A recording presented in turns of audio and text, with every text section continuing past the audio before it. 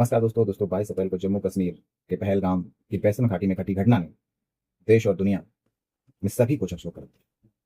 ऐसी दुर्दांत घटना ने न जाने कितनी माताओं बहनों के सिंदूर को उजाड़ दिया, जाने कितने बच्चों को अनाथ कर दिया और पहलगाम जम्मू कश्मीर को हमेशा के लिए कलंकित कर दिया। दोस्तों, ये एक ऐसी घटना थी जिसने सभी के मन में कई सवाल पैदा किए कि आखिर इन घटनाओं के पीछे दोषी कौन है, आखिर इन घटनाओं को अंजाम देने वाला कौन है। क्या इस घटना को पाकिस्तान परस्त आतंकवादियों ने अंजाम दिया या फिर जम्मू कश्मीर के अलगाववादियों ने अंजाम दिया या फिर इस घटना के पीछे कोई और है। आज के इस एपिसोड में हम इस पर चर्चा करें कि आखिर पहलगाम जम्मू कश्मीर में हुई घटना के पीछे दोषी कौन है। 22 अप्रैल को जो घटना घटित हुई, सभी पर्यटक वहां पर रोज की तरह, जैसे आम दिनों में पर्यटक वहां पर घूमने के लिए जाते थे, वैसे ही गए। सभी पर्यटक अपने मनोरंजन में व्यस्त थे, वहां के प्राकृतिक सौंदर्य व छटाओं का आनंद उठा रहे थे। कोई बड़े बड़े सफेद गुब्बारों के साथ खेल रहा था, ट्रांसपेरेंट गुब्बारे। उसमें एक ऐसा खेल होता है जिसमें बड़ा सा गुब्बारा रहता है, उसमें व्यक्ति को बैठा दिया जाता है और उसको धक्का दिया जाता है।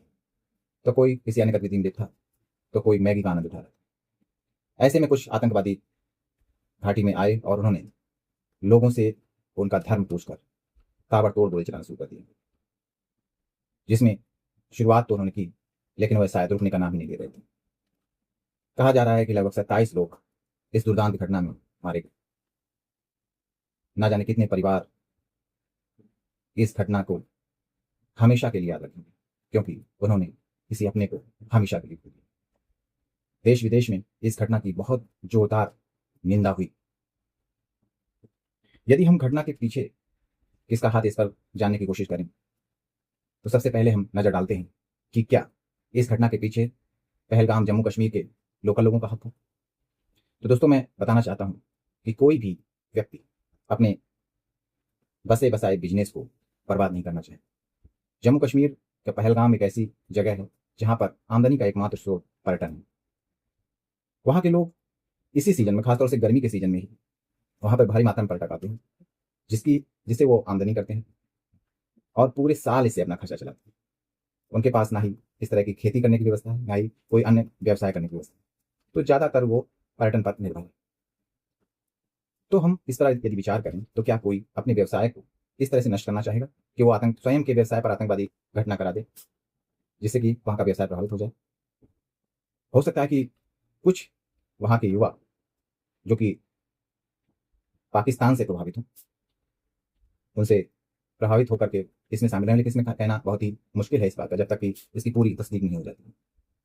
यदि हम बात करें पाकिस्तान की, तो क्या पाकिस्तान इस घटना का जिम्मेदार है? दरअसल पाकिस्तान, जब से मोदी सरकार आई है, तब से जम्मू कश्मीर में ऐसा वातावरण बना है कि हर कोई जम्मू कश्मीर जाना चाहता है। वहाँ की अर्थव्यवस्था सुधर गई है, वहाँ के लोगों को व्यवसाय मिल रहा है। वहाँ के युवा पहले बहुत जल्दी बहकावे में आ जाते थे, लेकिन अब उन्हें व्यवसाय मिल रहा है, इसलिए जल्दी से पाकिस्तान परस्त आतंकवादियों या लोगों के बहकावे में, आईएसआई के बहकावे में नहीं आते हैं, वो अपने व्यवसाय में लगे रहते हैं। अब पाकिस्तान के मन में यही बात अटक रही थी कि आखिर जब से भारत ने जम्मू कश्मीर से धारा 370 35 हटाई, उसके बाद से इतना विकास हो रहा है वहां पर जम्मू कश्मीर में कि वहां के लोग एक सुर से भारत के साथ रहने के लिए उतावले दिखाई। वह भारत के साथ ही रहना चाहते हैं,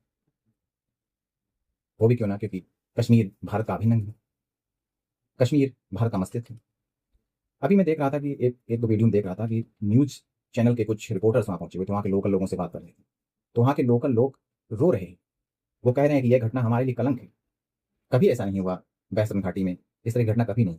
वहां के लोग इस घटना को लेकर बेहद आहत हैं। पाकिस्तान को यही सब बातें तो हजम नहीं हो रही, उसे अमन और चैन कभी पसंद नहीं रहा। वह हमेशा दहशतगर्दी को बढ़ावा देता रहा है।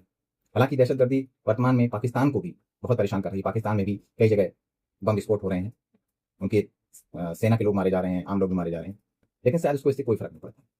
दोस्तों, पाकिस्तान की स्थिति इस समय एक भिखारी की तरह है, पूरी तरह से बर्बाद हो चुकी है। जो स्थिति उसकी है, उसको देखकर वह बिल्कुल नहीं बर्दाश्त नहीं कर पा रहा है कि भारत वैश्विक पटल पर आर्थिक रूप से, और वैश्विक रूप से एक बेहद सशक्त देश के रूप में उभरता है। पाकिस्तान को कोई अन्य देश नहीं पूछ रहा, पाकिस्तान को यही नागवार गुजर रहा। पाकिस्तान नहीं चाहता कि कश्मीर में स्थिरता रहे, ना ही इसलिए वो अपने पाकिस्तानी जो आतंकवादी हैं उनको हमेशा से उकसाता है, और यही काम उसने इस बार किया। पाकिस्तान एक ऐसा देश है जहां लोकतंत्र कभी रहा है, हमेशा वहां सेना ने तख्तापलट किया, सेना ने शासन किया। यूं कहें कि पाकिस्तान को सेना ही चला रही है तो कोई गलत नहीं है, क्योंकि वो अपने यहाँ की जनता को, जो वहां पर घटित हो रहा है, वहां की जनता, आटा का भाव वहां पर 500 रुपए किलो से अधिक हो गया है, रोजमर्रा की चीजें आसमान छू कीमतें आसमान छू रही हैं, व्यक्ति घुट घुट कर मरने को मजबूर है पाकिस्तान। इसलिए इन मुद्दों को दबाने के लिए पाकिस्तान कश्मीर की तरफ रुख कर रहा है। इस तरह की आतंकवादी घटना होना निश्चित तौर पर पाकिस्तान की गंदी हरकतों को एक बार फिर से करता है। दोस्तों, इस तरह की खबर के साथ मैं एक बार फिर आपके साथ उपस्थित होऊंगा। तब तक के लिए जय हिंद।